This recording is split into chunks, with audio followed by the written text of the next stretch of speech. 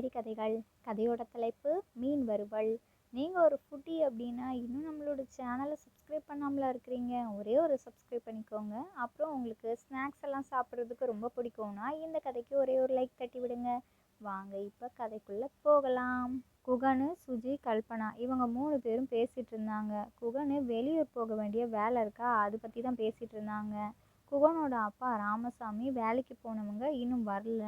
அவங்க அப்பா வர்றதுக்கு இரவு நேரம் ஆகிடும். குகனுக்கு வேறு அவசர வேலை, அதனால் இப்பயே கிளம்பி ஆகணும்.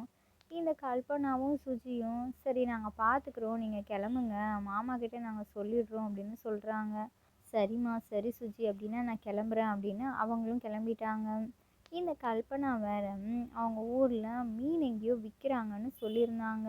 அதனால் வீட்டுக்கு தேவையான மீனெல்லாம் வாங்கிட்டு வரலாம் அப்படின்னு போனாங்க. ஒரு 2 நாளைக்கு முன்னாடியே அவங்க மீன் வாங்குறதுக்கு காசெல்லாம் கொடுத்துட்டு வந்துட்டாங்க. ஆனால் மீன் மட்டும் வாங்கலை. ஏன்னா 2 நாளுக்கு அப்புறம் தான் எல்லா மீனும் பிடிச்சிட்டு வருவாங்க, செம்ம ஃப்ரெஷ்ஷாக இருக்கும்னு சொல்லியிருந்தாங்க. அதனாலேயே இவங்க சொல்லும்போது நம்ம போய்க்கலான்ட்டு வெயிட் பண்ணிகிட்டே இருந்தாங்க. மீன் வந்துருச்சு அப்படின்னு கால் பண்ணி சொல்லவும் சுஜி நானும் வரேன்னு தான் சொன்னாங்க. ஆனால் கல்பனா நீ வீட்டில் இரு, நான் மட்டும் போயிட்டு வந்துடுறேன் சுஜி, நீ எதுக்கு வெயிலுக்குள்ளே அங்கேயும் இங்கேயும் வந்துட்டுருக்கணும், கொஞ்ச நேரத்தில் நான் வந்துடுறேன் அப்படின்ட்டு கல்பனா மட்டும் விறுவிறுன்னு மீன் வாங்குறதுக்காக கிளம்பிட்டாங்க. போகிறாங்க மீன் மார்க்கெட்டு வந்த மாதிரியே இல்லை. எப்படியோ மீன் மார்க்கெட்டுக்கும் வந்துட்டாங்க. அங்கே பார்த்தா கூட்டம் அலை மோதுது. ஏன்னா சந்தை இன்னைக்கு தான் அப்படின்னு நிறைய பேருக்கு தெரியும். இவங்க புதுசு, அதனால் இந்த கூட்டத்தை பார்க்கவும் அதிர்ச்சி ஆகிப்போச்சு. அட என்னடா இது கடவுளே, இந்த கூட்டத்துக்குள்ளே போனோன்னா நான் எப்படி வெளியில் வருவேன்? மாட்டின மாதிரி தான் போல இருக்குதே. இன்னும் கொஞ்ச நேரம் நம்ம இங்கேயே நிற்கிறது தான் நல்லது. கூட்டம் குறையட்டும், அதுக்கப்புறம் மெதுவாக நம்ம போய் மீன் வாங்கிக்க வேண்டியது தான். எப்படியும் நமக்காக எடுத்து வச்சுருப்பாங்கல்ல அப்படின்னு இவங்களும் நின்று வேடிக்கை பார்த்துட்டே இருக்கிறாங்க. ஆனால் கூட்டம் வருது போகுது இப்படியே தான் இருக்குது. கல்பனாவுக்கு ஒன்றும் புரியலை. நம்ம போகவா வேண்டாமா? வந்து 1.5 மணி நேரம் ஆகுது, ஆனால் மீன் நான் வாங்கவே இல்லையே. எல்லா மீனும் தீர்ந்து போயிடுச்சுன்னா என்ன பண்ணுறது? கொடுத்த காசுக்கு நம்ம கண்டிப்பாக வாங்கிட்டுல போகணும், பெருங்கையவா வீசிட்டு போக அப்படின்ட்டு கொஞ்சம் கொஞ்சமாக முன்னாடி நடக்கிறாங்க. ஆனால் பார்த்தா மீனெல்லாம் ரொம்ப குறைஞ்சி போச்சு. அடடாடாடாடா, இதுக்கு தான் நான் அப்போ அதையே போயிருக்கலாம். கூட்டத்துக்குள்ளே போயிருந்தா கூட இந்நேரம் மீன் வாங்கிட்டு வீட்டுக்கே போயிருந்துருக்கலாம். அசால்ட்டாக இருந்ததுக்கு மொத்த மீன் தீர்ந்து போயிடுச்சு. இப்போ போய் நான் மீன் வேணும்னு கேட்டால் என்ன சொல்லுவாங்க? சரி நான் வீட்டுக்கே போய்டுறது நல்லது அப்படின்ட்டு இந்த கல்பனா வெறும் கையை வீசிட்டு தான் வீட்டுக்கும் வந்துட்டாங்க. இந்த சுஜி இவங்க அத்தை வரவும், அத்தை அத்தை வாங்கத்தை வாங்கத்தை, என்னென்ன மீனத்தை வாங்கினீங்க? ஆமாம் போய் நீங்கள் ரொம்ப நேரம் ஆணுச்சு, ஏன் இவ்வளோ நேரம் வர்றதுக்கு?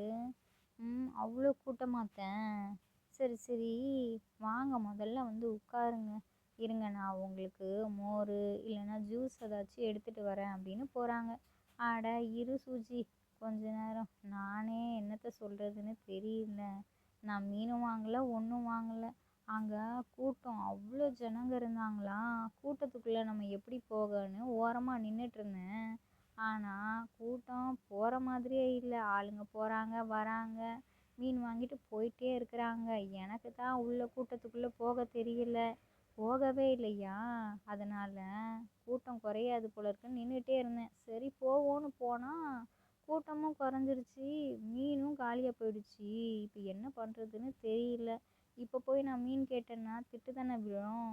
அதனால தான் அப்படியே வெறுங்கையை வீசிட்டு வீட்டுக்கே வந்துட்டேன். நீ வேற பாவம் சுஜி, எனக்காக எவ்வளோ நேரம் ஆசாசியாக காத்துட்டு இருந்தல்ல மீன் வாங்கிட்டு வருவாங்கன்னு. நானும் அதே ஆசை ஆர்வத்தில் தான் போனேன். இப்படி நடக்கும்னு நான் எதிர்பார்க்கவே இல்லை. சும்மா நின்றுட்டே இருந்தோன்னா இப்படி தான் போல இருக்குது. கூட்டத்துக்குள்ளனாலும் போயிடணும். எவ்வளோ நேரம் ஆக போகுது சொல்லு. இன்னைக்கு நான் ஏன்டா போகலை வாங்கலான்னு இருக்குது. இதுக்கப்புறம் நம்ம வந்து என்னைக்கு சந்தை போடுவாங்களோ அன்னைக்கு தான் போய் வாங்கி ஆகணும். ஆனால் திரும்ப இப்போ நான் அவங்களுக்கு ஃபோன் பண்ணி சொல்லணும் வந்தேன் கூட்டமாக இருந்துச்சுன்னு. அதை சொன்னேன்னா அவங்க என்ன நினைப்பாங்கன்னு தெரியலையே. சரி அதெல்லாம் பார்த்துக்கலாம், இன்னொரு வாட்டி வாங்கிக்கலாம்ண்ணா சுஜி. சரி இன்னைக்கு இரவுக்கு என்ன சமைக்கிறது அப்படின்னு கேட்குறாங்க. மீன் குழம்புக்கு மசாலா அரைச்சி வச்சுட்டேன். அதுக்கப்புறம் ரசம் வைக்கலான்னு சொல்லிட்டு புளியை ஊற வச்சுட்டேன். மீன் பொரிக்கலான்னு சொல்லிட்டு அதுக்கும் மசாலா எல்லாமே எடுத்து வச்சுட்டேன் அத்தை.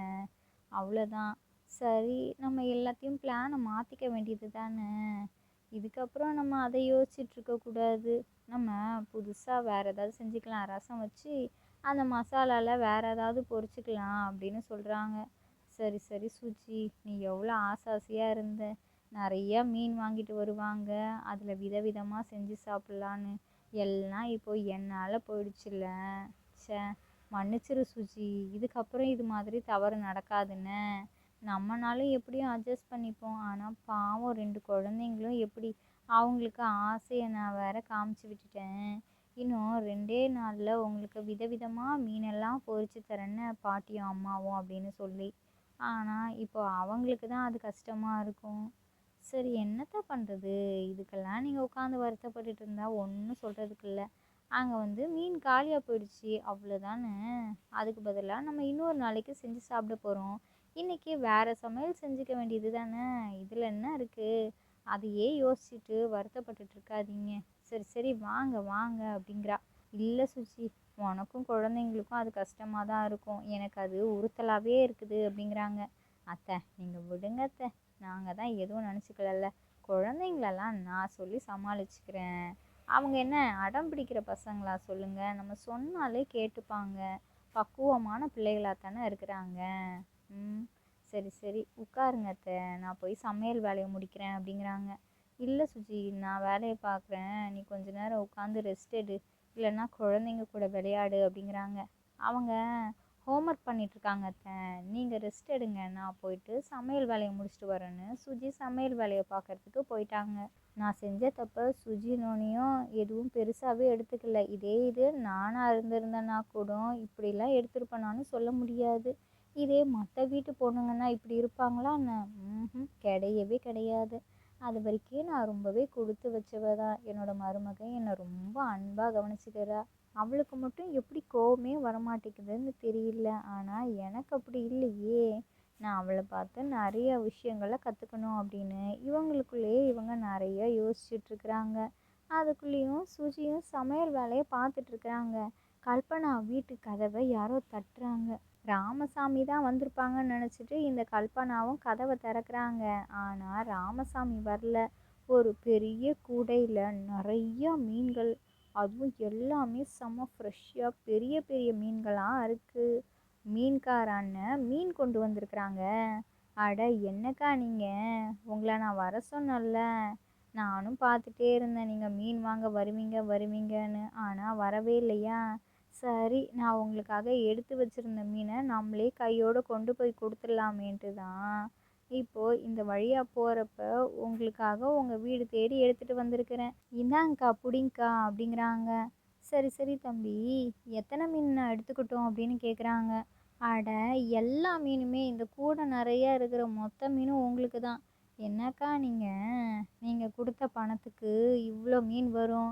ஏன்னா நீங்கள் மார்க்கெட்டுக்கு வந்து அங்கேயே உள்ள மீனை வாங்குறீங்கல்ல, அதனால் உங்களுக்கு விலை குறைவாக தான் இருக்கும், மீன் அதிகமாக இருக்கும். நீங்கள் கொடுத்த பணத்துக்கு இவ்வளோ மீனும் வரும்க்கா. எடுத்துகிட்டு போய் உள்ளே வைங்க, போங்க போங்க. மொத்த மீனும் உங்களுக்கு தான் அப்படிங்கிறாங்க. எனது இவ்வளோ மீனா? நான் இதில் ஒரு 4-5 மீனை தான் தருவீங்கன்னு பார்த்தா நீங்கள் இவ்வளோ மீனுன்னு சொல்கிறீங்க. என்ன தம்பி, இதை நான் எத்தனை நாளைக்கு வச்சு சமைக்கிறதுன்னு தெரியலையே. அவ்வளோ மீன் இருக்குது. கடையே வச்சிடலாம் போல இருக்குதே அப்படிங்கிறாங்க. சரி சரி, நான் கிளம்புறேன்க்கா. நேரமாச்சு. ரொம்ப நேரம் வேலையாக இருந்ததா. இதுக்கப்புறம் வேறு கடலுக்கு போகணும். அதுக்கு வலையெல்லாம் எடுத்து வைக்கணும். நான் கிளம்புறேன் அப்படின்ட்டு அந்த அண்ணனும் கிளம்பிட்டாங்க. சுஜி சுஜி, இங்கே வா, சீக்கிரம் இங்கே வா அப்படிங்கிறாங்க. அந்த வரேன் வரேன் அத்தை அப்படின்ட்டு அடுப்பு ஆஃப் பண்ணிவிட்டு சுஜியும் குடு குடு குடுன்னு ஓடி வராங்க. இங்கே பாரேன், எவ்வளோ மீன். நம்ம கொடுத்த பணத்துக்கு இவ்வளோ மீனும் வருமோன்னு சொல்கிறாங்க. இவ்வளோ மீனும் பாரேன். என்னத்தை பண்ண, நிறையா இருக்குல்ல. ஒரு கடையே வச்சிடலாம் போல இருக்குதே. மீன் மார்க்கெட்டுக்கு போனால் கொடுக்குற பணத்துக்கு நிறையா மீன் தருவாங்க போல இருக்குது. பிள்ளைங்களா, இங்கே பாருங்கள், மீன் எவ்வளோ பெரிய பெரிய மீனாக இருக்குது பாருங்கள். நீங்கள் இந்த மீனெல்லாம் பார்த்துருக்க மாட்டீங்க அப்படின்ட்டு அவங்கக்கிட்டேயும் காமிக்கிறாங்க. ஆமாம் அத்தை, நீங்கள் சொல்கிறது சரிதான். இவ்வளோ மீன் இருக்குது, மொத்தத்தையும் நம்ம எத்தனை நாளைக்கு வச்சு வச்சு சமைக்கிறது? எல்லாராலையும் இவ்வளோத்தையும் சாப்பிட முடியாது. மாமாவும் ஓரளவுக்கு கொஞ்சமாக தான் சாப்பிடுவாங்க, நீங்களும் அளவாக சாப்பிடுவீங்க. நம்ம வீட்டில் எல்லாரும் அளவாக சாப்பிட்றவங்க. அவங்களும் வேலை விஷயமா வெளியில் போயிருக்கிறாங்க. அப்போது என்ன பண்ணுறது? அக்கம் பக்கத்தில் இருக்கிறவங்களுக்கு சும்மா கொடுத்துருவோமா அப்படிங்கிறா. அட, அதெல்லாம் ஒன்றும் வேண்டாம் சுஜி. சும்மா கொடுத்தோன்னு வச்சுக்கோயேன், அதோட மதிப்பே தெரியாது. நம்ம எவ்வளோ தான் அன்பாக செய்ய செய்ய அது யார் நினைப்பா சொல்லு? அதெல்லாம் வேண்டாம். நம்ம இவ்வளோ மீன் இருக்குல்ல, வீட்டுக்கு தேவையானதை வச்சுட்டு மிச்சத்தை மீன் வறுவல், மீனை பொரித்து விற்பனை செய்வோமா? ம் இப்போது கொஞ்ச நேரத்தில் மாமா வந்துடுவாங்கல்ல, அவங்கள்ட்ட கேட்டு பார்ப்போம். அதுக்கப்புறம் குகன்ட்டையும் கேட்போம். அவங்க சரின்னு சொல்லட்டும். சொன்னாங்கன்னா நம்ம மீன் வறுவலை விற்பனை செய்வோம். என்ன, நான் சொல்கிறது சரிதானே அப்படிங்கிறாங்க. சரி அத்தை. அப்படின்னா இப்போதைக்கு நம்ம வீட்டுக்கு தேவையான மீன் வறுவல், மீன் குழம்பு எல்லாத்தையும் நான் போய் செஞ்சு வச்சிடுறேன். அரைச்ச மசாலா வீண் போகலை. அந்த அண்ணன் பாருங்க, நமக்காக வீடு தேடி எடுத்துகிட்டு வந்து கொடுத்துட்டு போயிருக்கிறாங்க. எல்லாம் நல்லதுக்கு தான் போல இருக்கு அத்தை. நீங்கள் அவ்வளோ வருத்தப்பட்டீங்க.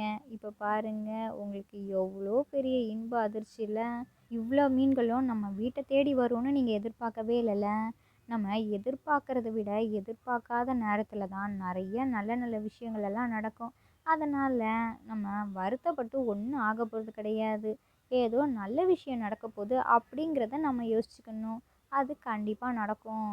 நான் போயிட்டு இந்த மீனை குழம்பு அப்புறம் வறுவல்லாம் செஞ்சுட்டு வரேன்னு சுஜி வீட்டுக்கு தேவையான மீனை எடுத்துகிட்டு போயிட்டாங்க. குகனுக்கும் சீக்கிரமாக வேலை முடிஞ்சிருச்சு. குகனும் வீட்டுக்கு வந்துட்டாங்க, ராமசாமியும் வீட்டுக்கு வந்துட்டாங்க. அவங்கள்ட்டையும் விஷயத்தெல்லாம் சொல்கிறாங்களா. இது கேட்டோன்னையும் இவ்வளோ மீன் இருக்கே, சரி அப்படின்னா உங்களுக்கு விருப்பம்னா, உங்களுக்கு கஷ்டம் இல்லைன்னா வேணும்னா நீங்கள் மீன் வறுவலை செஞ்சு விற்பனை செய்யுங்க அப்படின்னு அவங்களும் சொல்லிட்டாங்க.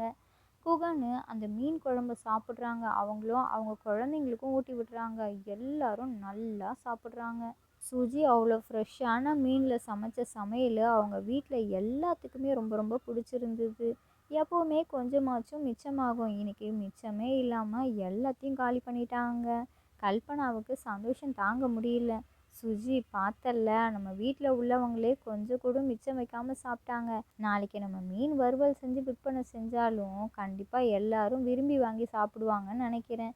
சரி சரி, நம்ம வேணும்னா அதுக்கு தேவையான மசாலாவெல்லாம் இப்போவே ரெடி பண்ணி வச்சுருவோம் வா அப்படின்னு அவங்களும் சுஜியும் போயிட்டு எல்லா மசாலாவையும் ரெடியாக எடுத்து வச்சுக்கிட்டாங்க.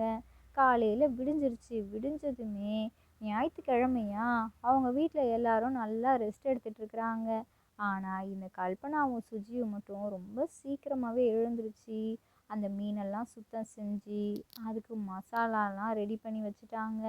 அவங்க வீட்டு பக்கத்தில் ஒரு மோர் கடை ஒன்று இருக்குது. அந்த கடை பக்கத்துலேயே இவங்க ஒரு சின்ன கடை போடுறாங்க. அங்கே போயிட்டு மீன் வறுவலை நல்லா மணக்க மணக்க சுட சுட ஆவி பறக்க பறக்க செஞ்சிட்ருக்குறாங்க.